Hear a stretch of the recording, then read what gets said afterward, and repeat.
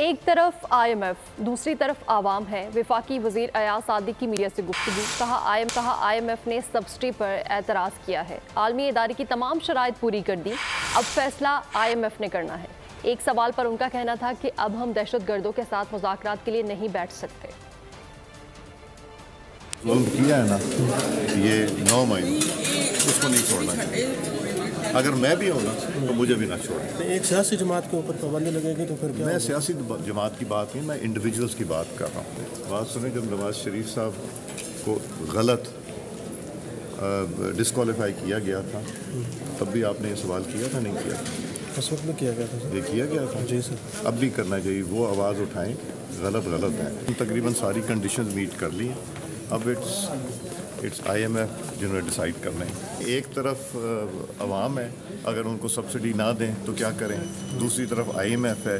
तो पाकिस्तान को जहां इमरान खान छोड़ के गए हैं उस चीज़ से निकलने की हम कोशिश कर रहे हैं और इंशाल्लाह निकलेंगे। बीपर जो है तूफान के खतरात कराची के साहिल तक पहुंच गए। समुद्री तूफान और शदीद बारिशों में नुकसान से बचने के लिए अवाम ये एहतियाती तदाबीर इख्तियार करें। दफा 144 पर अमल करें और हरगिज साहिल का रुख न करें। साहिल समंदर के नशेबी इलाकों में रिहाइश पजीर अफराद फौरी तौर पर महफूज जगह पर मुंतकिल हो जाएं। दौरान बारिश और आंधी में गैर जरूरी बाहर निकलने से परहेज करें। तमाम जरूरी अद्वियात प्लास्टिक के बैग में अपने साथ रखें।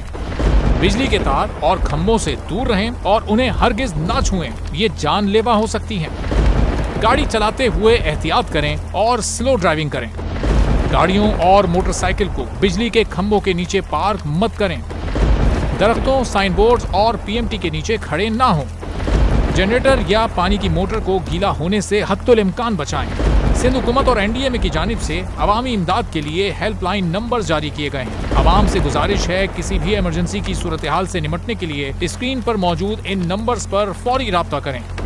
आंधी और तूफान से बचने की दुआ। ए अल्लाह, इसे रहमत बना और इसे अजाब ना बना। ए अल्लाह, इसे नफे वाली हवा बना और नुकसान वाली हवा ना बना।